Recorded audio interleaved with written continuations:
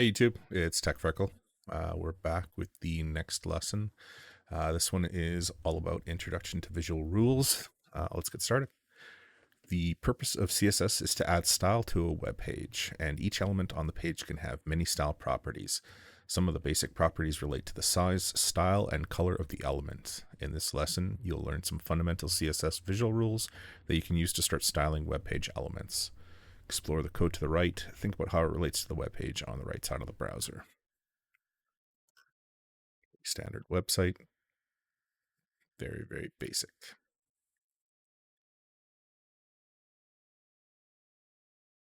Let's reset this, make sure it's all good. All right, font family. If you've ever used word processing software like Microsoft Word or Google Docs, chances are that you probably also used a feature that allowed you to change the font you were typing in. Font refers to the technical term typeface or font family. To change the typeface of the text on your web page, you can use the font family property.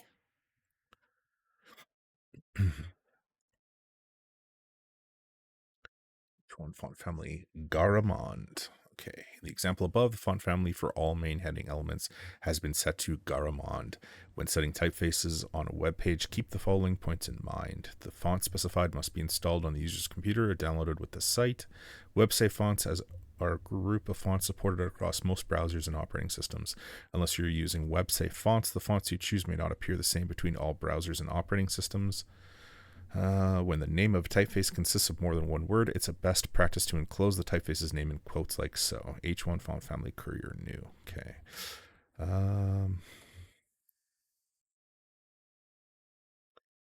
Take a deeper look into typography in later lesson. Inside styles.css at the font family of the main heading H1 and subheading to Georgia.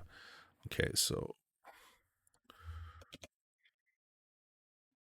font family, we are setting it to Georgia and H2 as well.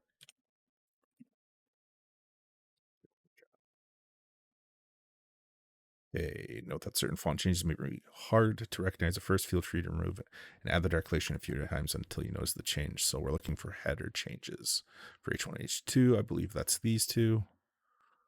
Let's take a peek. Wow. What did I do here? Georgia. Georgia. Okay, this should be right now. Here we go. Next, add a style rule that sets the font family of the paragraph to Helvetica.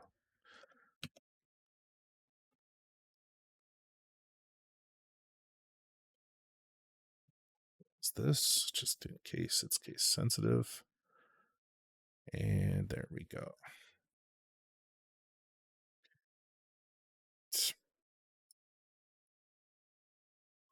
Font size. Changing the typeface isn't the only way to customize the text. Oftentimes, different sections of a web page are highlighted by modifying the font size. To change the size of text on your web page, you can use the font size property. Okay, 10 pixel, 18 pixels. In the example above, the font size of all paragraphs was set to 18px. Px means pixels, which is one of the ways to measure font size. In style.css, set the font size of paragraph P elements to 18 pixels. We're looking for P, font size 18px. Right? Font weight. In CSS, the font weight property controls how bold or thin text appears.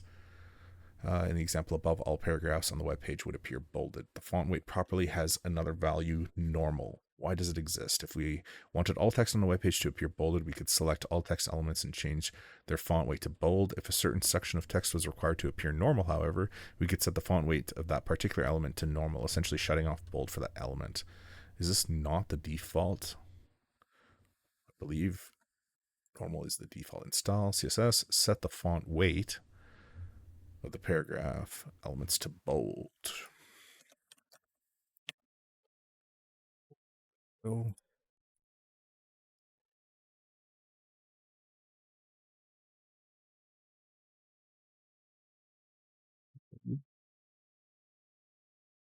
What's this? There we go.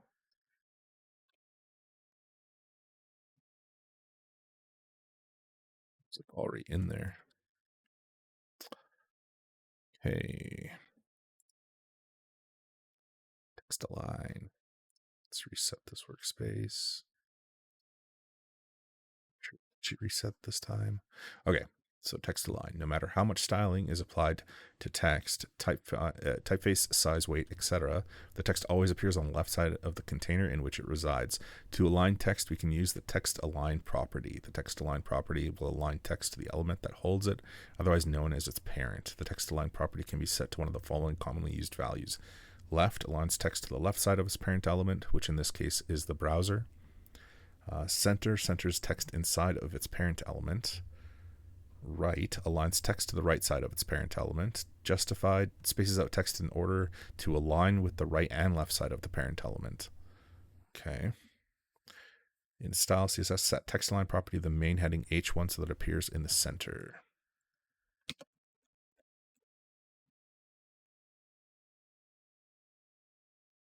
Actually see the changes of this unless it's like really wide.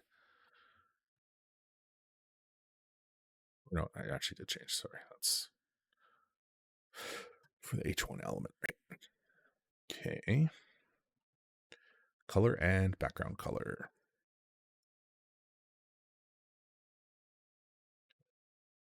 For discussing the specifics of color, it's important to make two distinctions about color. Color can affect the following design aspects: foreground color, background color. Foreground color is the color that an element appears in. For example, when a heading is styled to appear green, the foreground color of the heading has been styled. Conversely, when a heading is styled so that its background appears yellow, the background color of the heading has been styled. In CSS, these two design aspects can be styled with the following two properties. Color, this property styles an element. Foreground color, background color, this property styles an element's background color. Okay, so color is red, background color blue. In the example above, the text of the heading will appear in red and the background of the heading will appear in blue. Take a look at the caption on the image at the bottom of the page. Okay.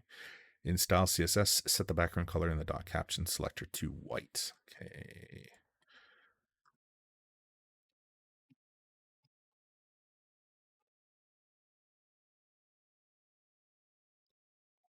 So the text is off, so that's why we'll change it next. Then in the same rule, set the color of the text to black.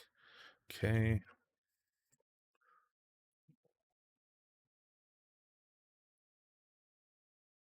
Much better.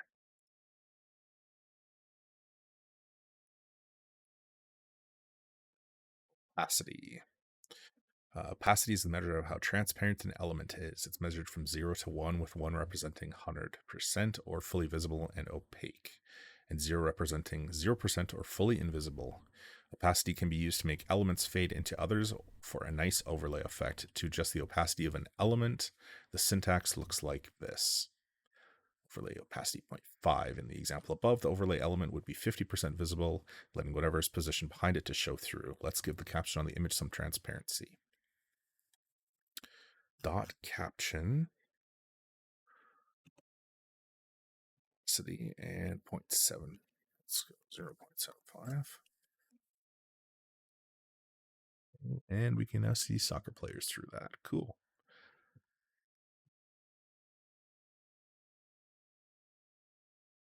Okay. Background image. CSS has the ability to change the background of an element. One option is to make the background of an element an image. This is done to the CSS property background image. Its syntax looks like this: background image, URL, the URL in parentheses. The background image property is set. Will set the element's background to display an image. The property, can't speak tonight. The value provided to background image is a URL. The URL should be a URL to an image. The URL can be a file within your project or it can be a link to an external site. To link an image inside an existing project, you must first provide a relative file path. If there was an image folder in the project with an image named mountains.jpg, the relative file path would look like below. All right. Style CSS changes the background image of the element with the image class. The image is stored in the following URL. So we are looking for this. Why is it there?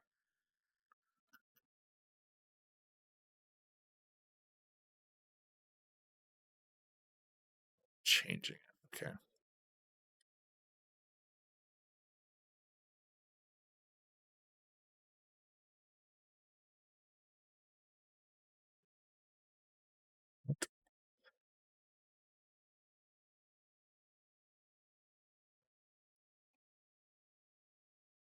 HTTPS. Okay, so now we're at a nighttime soccer game.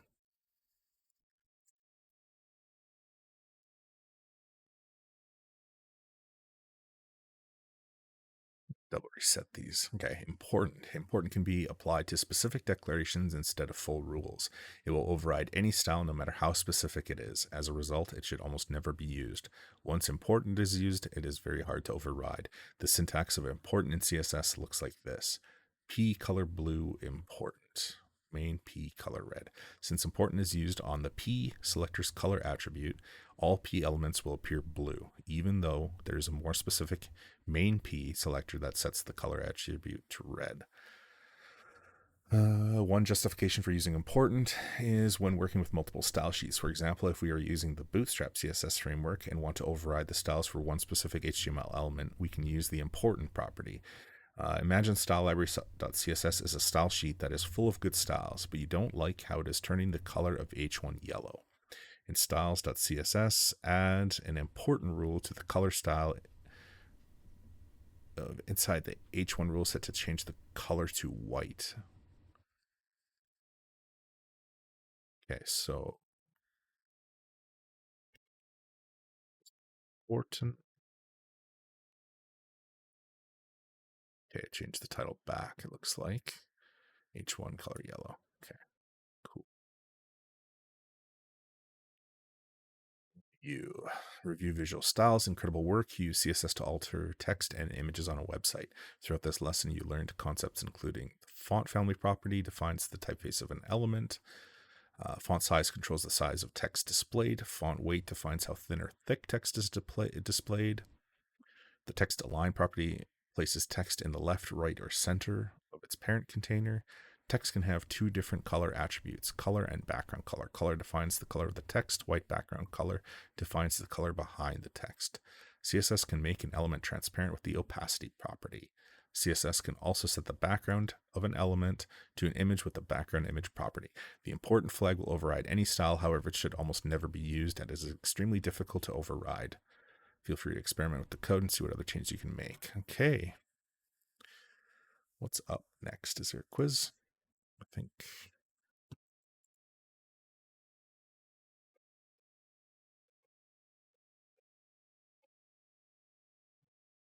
Okay. We'll retake.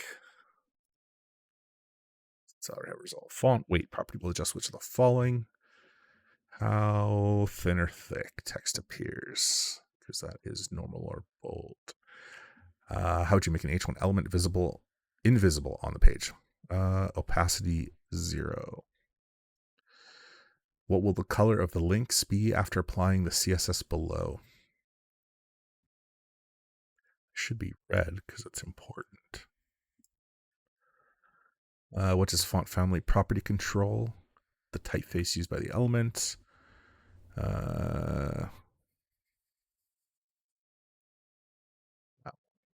Still don't really makes sense. Which of the following is correct CSS declaration?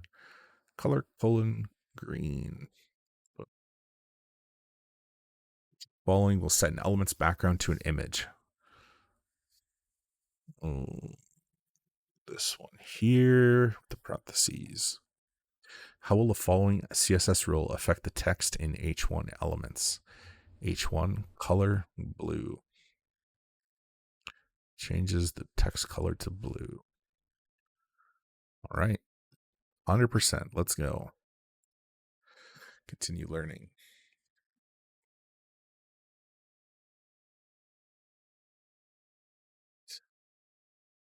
Documentation, CSS. The provided link goes directly to the go-to documentation for CSS.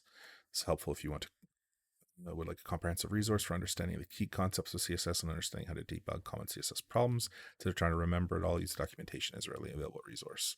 All right. Let's take a peek. Healthy recipes. All right. This is a project. We'll make this in the next video. See you there.